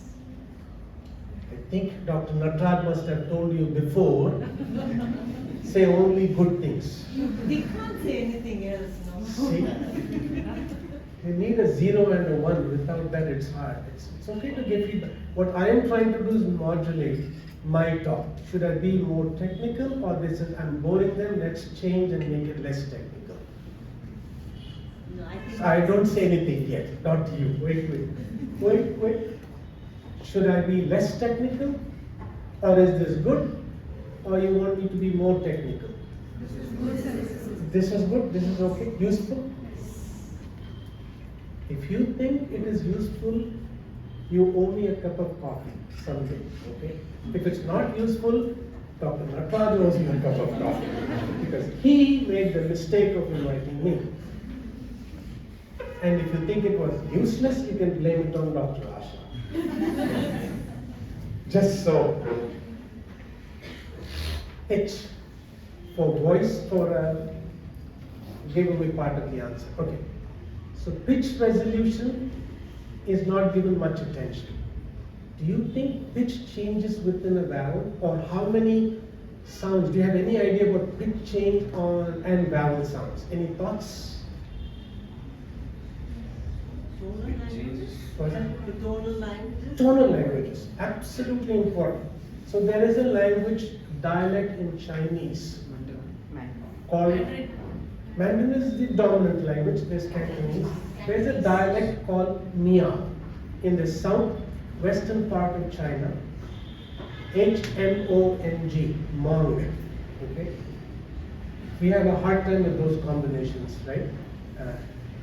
It's a voice aspirated, her, but with a nasal sound, Hmong. Okay? They have the word ma. Until that language people, speech scientists, started doing acoustic analysis and speech perception, everybody thought 3 levels of pitch, tonal changes were all that was needed. Much of phonology, those who are in linguistics, phonology, the abstraction of what the structure is, they modeled 3. Hmong has 7 tones that are meaningful. They can say ma, ma, ma, ma. I can't produce all 7. For that language, that pitch is very important. When you talk on the phone, they can easily tell you made a mistake or you're not a native speaker. Very important. So pitch resolution was done in the eyes. Much of all you see in technology with voice is done in the eyes of G7 countries. Okay? Dominant countries are English speaking, Germany or German, Japanese, Spain, Italy, Korean recently, and Chinese. You do not see any models from Indian languages at all. To me, that's an opportunity for you folks. Just to look at the basic research about sounds of different languages in India acoustically. How different is it from the standard American English model? Exploit those languages and say, how does the speech technology, how does it handle these sounds? What about these tonal sounds? Okay. So after that, they change the pitch resolution. Now 7 is quite a lot. Same thing with aspiration. Same thing within Malayalam that I said, Param, I don't produce it. Tamil also has those flavors. All of these are important differences for you as acoustic phoneticians, speech scientists to say, how does technology impact the intelligibility of my sound? So pitch perception becomes important. Third part I wanted to talk about this was delay. I talk on the phone, you get to hear my speech on the other side. What do you think is the delay we can handle? Take wild guess. 10 seconds, 1 minute. If I say hello, 1 minute later you get to hear me say hello. 5 seconds. 5 seconds. Good answer. Not good enough. Has to be in milliseconds. When I was thrown out of Aish because I was a bad student, I started doing my degree somewhere in another country. I would call India once a year. I would say hello. By the time I was going to say I am okay, they would say hello back. It wasn't seconds. Okay. Interactivity suffers when you have delay. One-way recording, you can record it 2 days ago and listen to my speech and say boring talk, I can listen when I want. Okay. Delay doesn't matter with one-way. But when you're having two-way conversations or when you have interactivity, delay matters a lot. With the landline, the gold standard was 150 milliseconds from my mouth to your ear. So round trip was 300 milliseconds. If it's more than 300 milliseconds, what do you think happens? You get an echo back. Okay? You get an echo back with the landline, with the receiver mode. And I am in my speech and I'm formulating my thought, but you're beginning to talk. We begin to overlap and what did you say, what did you say? It creates a lot of effort or annoyance. This is not a typical intelligibility scale. It's an annoyance scale. It's an effort scale. There are many such scales. One I gave you example is the mean opinion score. There are annoyance scales called Likert scales. You can have 1 to 7 points, 1 to 9 points, 1 to 11 points. Music quality uses 11-point scale. Annoyance, we typically use 7-point scale. Okay. These scales are all psychometric scale. That's a big role where you can have an impact. Is the same scale true for much of the Indian languages? I'm not saying it is, I'm not saying it isn't, but that's a research question for you. So delay, the gold standard was round trip 300 milliseconds with the telephone line, the old PSTN line. That was a dedicated wire. If someone from Bombay calls you, they would all get hooked up to one wire, connecting wire, another connecting wire relay, one line dedicated just to you. Those delays did not exceed 150 milliseconds. Then came voice over IP. Then came cell phone, which uses packetized data. Okay? So I'm moving a little bit to the packetized data. I'll tell you what that is about. They found the delay is very difficult to maintain. So delays in voice over IP ranges, any thoughts how long a delay could be in voice over calls, cell phone calls? It exceeds 400 milliseconds, sometimes it's 700 milliseconds. The reason is what they do in packetized data, they take a frame, 20 milliseconds, and so instead of sending on that one dedicated line directly to you, that 20 millisecond can go to Vietnam, all packetized, all it looks at is data, it can go to South Africa and come to Mysuru. Second 20 milliseconds can come from US to England to you. At the end, it is being put together. Think of a letter, someone cut up the letter into small pieces. They send it with 10 different people, Swiggy, Zomato. Each one will take a different path because each one is going to say, what is the fastest way I can get there? And they're not worried about quality. How can I get there the fastest? Oh, nobody's going by the ring road. I can send the driver by the ring road. Okay, fast. Other one person will say, no, go through the Mysuru Palace road. You can get traffic congestion. All they're worried about is packets of data. It's received at your end, put together. Each one will now have an address. Number 1, number 2, number 3, number 4. You're piecing it together and then delivering it to the receiver. That takes time. Network operators worry mostly about managing traffic efficiency. Today, this particular traffic roads are congested. Google says, try this route, try that route. They don't take about delay. You can go through Bangalore, through Chickpete and reach North Bangalore, it might take you 2 hours. If you go to the ring road, you will reach in 2 hours, but you spend 80 kilometers going there. This is more efficient. Sometimes this is more efficient. Delay has been ignored a lot by the network operators. But delay bothers us as human users a lot. So that's another place with delayed auditory feedback that becomes critical. I'm only talking about the delay from cell phone to the cell phone in a regular mode. My speech is blocked 20 milliseconds. It's packetized, you need some time, let's add another 20 milliseconds, send to the tower. 3G tower was 60 milliseconds, 5G they promised 1 millisecond. All it is doing is rapidly send it to the tower. From that tower to another tower and finally destination. The total round trip goes around 300, 400 milliseconds. But we are used to that, we are forgiving. Okay? Now you use headphones. Headphones now an extra layer from the cell phone. That audio is now using a different compression system called Bluetooth. The quality is poorer, that adds delay and it comes to your ear. So now I've added this wireless piece compared to the cell phone to the tower wireless piece. Any thoughts on what the Bluetooth delay would be? Take a while, please. 10 milliseconds. 10 milliseconds, 20 milliseconds.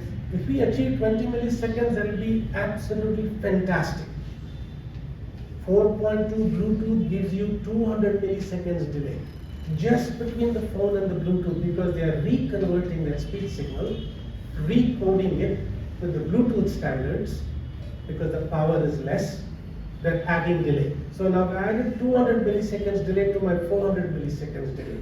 And if you are also a Bluetooth user on the other side, I've added another 200 milliseconds. 800 mount to ear. From your side to me, another echo, another 800 milliseconds. Let me pause here and see, where do you see some thoughts or ideas for how you can sort out this mess? My question to you is different. How do we quantify the impact of delay on speech intelligibility, speech quality, and echo? Any thoughts? Take a wild guess, it's okay. This is all new territory. We have a role as speech and hearing scientists, and putting speech and hearing as all of it. Could we have a role in assessing how much delay is ideal and what's a not acceptable delay? Do you think we have a role? Yes. Those who say yes, raise your hand. Those who didn't, raise your hand. Some people might, okay, those who say no, raise your hand. Very few, okay. This is a good answer, this is a shy answer. Okay. I think all these experiments come under the scope of speech and hearing, folks. You can create delay in your lab, okay, play it back and find out how much of delay on a 7-point scale or 5-point scale, how annoying was it? Very annoying, moderately annoying, slightly annoying, not annoying at all. I hear the delay, but it's not annoying to me. Those are the basic studies that need to be done. They've been done up to a point in those G7 country languages, but hardly any study that's published in the telecom world that would be very relevant. Now the question is, do Indian talkers, people from India, when they converse, do they talk differently? Is delay relevant to them at all? I don't know the answer to the question. All I know is when I hear people on the cell phone in India, we tend to talk louder. Almost everybody talks louder. You can hear other person's conversation on the road, in the auto rickshaw, doesn't matter. Those of us who come from those other countries, we're very, very conscious. Am I raising my voice to bother the other person? Level matters too. So a whole bunch of experiments in delay matter quite a bit. Where I think it's going to impact you people even more is if you use hearing aids. Bluetooth hearing aids, you're worsting the delay. By the time you talk and the other person responds, you've got 600, 800 milliseconds and coming back, you think they didn't hear you, you start talking, then they got the original message, they start talking. You can make your lives as clinicians much better by leveraging the delayed auditory feedback studies in different languages, working with the clinical folks. The non-clinical folks can work with the clinical folks and quantify the impact of delay. Absolutely important. Bluetooth hearing aids and headset hearing aids are the way of the future. Okay. There's a big competition coming up now, so I'll digress and then take a pause. So, most hearing aids we put it in our ears, or the microphone is in the older one was here, most are probably in the ear, behind the ear, on the ear. Okay, we have 2 for bilateral, maybe 1 for unilateral. On a phone call, when you have a phone call, you have to know what are the technologies being used and what's the delay from my earpiece to the processing device. You have to push hard to keep the delay as low as possible. Okay, Sony headphones, some other companies. Every time I say a company's name, I realize it's a mistake. You can leave it out. Good headphone companies who make their own proprietary chips. They keep delay with their own proprietary chips to 40 milliseconds. That's a fantastic amount of delay between the earpiece and your handset processing. And the regular Bluetooth goes to 200 milliseconds. So be aware the impact on your patient. You may not experience it, but your patient or your what do you call it? Sorry. It's the client. Politically correct and incorrect words. They would suffer that. You may not recognize that. For learning, it's very, very important. Okay? Delay matters a lot. Delay matters for echo. Where do you think the echo comes from? In a digital world, so PSTN world, the ultimate step is a transformer that converts the digital to analog. That impedance mismatch, the word impedance, audiology folks, impedance audiometry, one of the hardest concepts to comprehend, but very important one. Yeah? Impedance, it reflects some of the energy back. In the old landline, you got reflection. So when you were talking, you get your reflection. The shorter the delay, The same amount of echo is less bothersome. Same amount of echo, longer the delay is bothersome to us. Okay, so delay becomes important to reduce echoes. Now there is no analog anywhere, it's all digital. Where do you think echo comes when we use a smartphone? In what type of usage of the smartphone? Take a wild guess, it's okay. I'll give you a hint. This is one. They are designed well. This distance is not a random distance. These measurements where we put the microphone to loudspeaker are people like me fight with the electronic stuff or electronics folks to say that amount of echo is harmful. We don't want it. With quantitative data, empirical data. This is one mode. What's another use where you think the echoes really become big? Speakerphone mode. When I put it in a speakerphone mode, where is the echo coming from? The room. And you cannot control the room. Meaning a big conference room. What do you think is how do I measure the contribution of the echo from this room? Reverberation. And the best measure, one of the solid measures is for reverberation. How do I measure the reverberation? The technical RT Reverberation 60. Reverberation time is RT 60. Time it takes for the signal to drop 60 dB is reverb. That is the classic. Okay.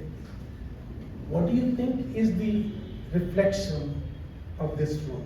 I'm assuming this room is maybe 200 feet long, maybe 100 feet, no, maybe 200 feet. You think? I'm guessing like you are. Maybe 200 feet. What would be the travel time? Speed of, what do I need to know? Speed of light? Velocity. Speed of sound? Distance? So I'll give you a rough number. It's a rough number by choice. I know the real number, but I won't give you the real number. Per foot, 1 millisecond is the travel time. 200 feet, about 200 milliseconds, and back, 400 milliseconds. That hurts a lot. Reverb hurts a lot. Okay? I am getting multiple reflections. I hear this whole room highly reverberate. Where do you think are the multiple reflections from? Hard surfaces. All around hard surfaces. What about the body? What do you think about the body? Body actually absorbs a lot more. Okay. So one of the things I did get involved in designing conference rooms, classrooms. Classrooms are very important. Maybe conference rooms, I don't know if you worry about some, but as speech and hearing scientists, you ought to. Okay. What should we do? I cannot control the room size. What can I do to help with the reverb? Sound absorbing material, such as carpeting, fabric, right? No hard surfaces. You want to minimize the hard surfaces. It's the most often ignored thing in classroom. Classroom learning, it's a struggle. We don't recognize that. Now you add hearing loss on top of that. For a learning child, we are doing a lot of damage. You folks need to get actively involved in school design. You have the expertise. You go with the data. You go with showing what happens to speech intelligibility, annoyance, acceptability, any of those metrics as a function of delay. Then you say, are we tolerant to delay based on languages? It matters quite a bit. Okay? Where does delay matter? If you go to Bombay, when people are having a conversation, you and the other person are talking at the same time. Let me see. Anybody know the TV series called Friends? You know, it's a US-based one. 4 friends get together, okay? They sit and talk.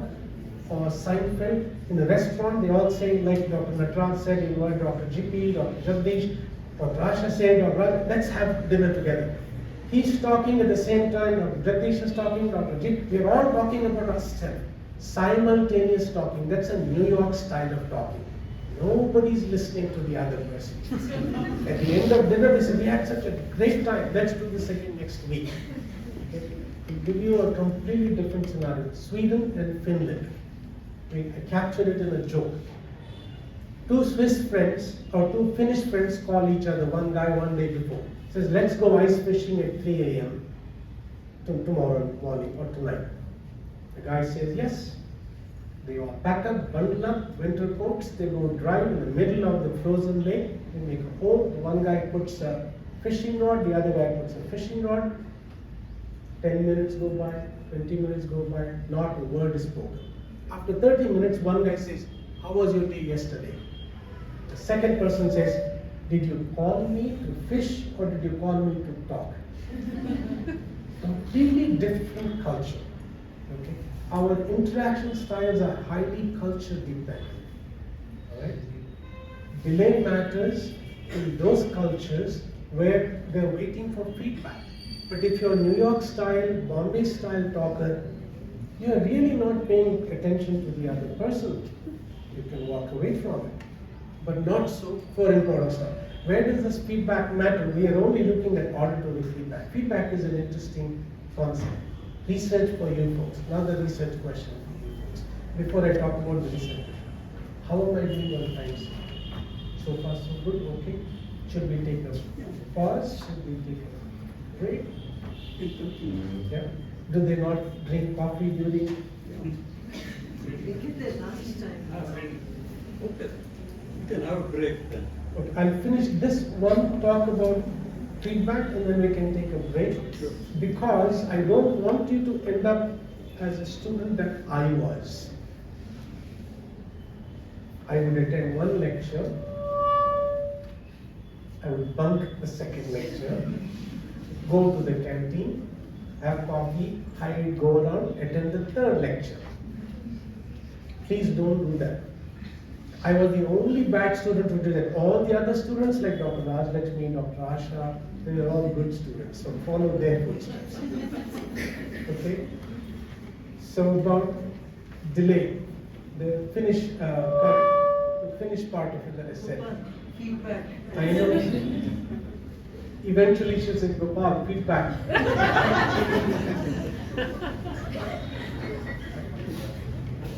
Delay matters for echo. Echo cancellation matters quite a bit. I wanted to talk about echo a little bit.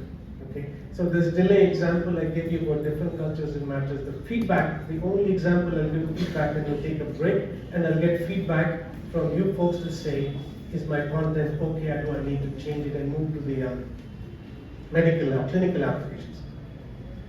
When you're talking with someone, like I'm talking to you folks, I'm looking at you. I am doing multiple types of processing. I'm also watching your face, your nodding of the head, or people drifting, or someone looking at the phone. All of that is being processed in my head. Some cultures are very dependent on that feedback. So in one of my earlier studies, we met American business people who go to Japan to make business presentations. Japanese culture, when you're talking to them, is more like Indian culture.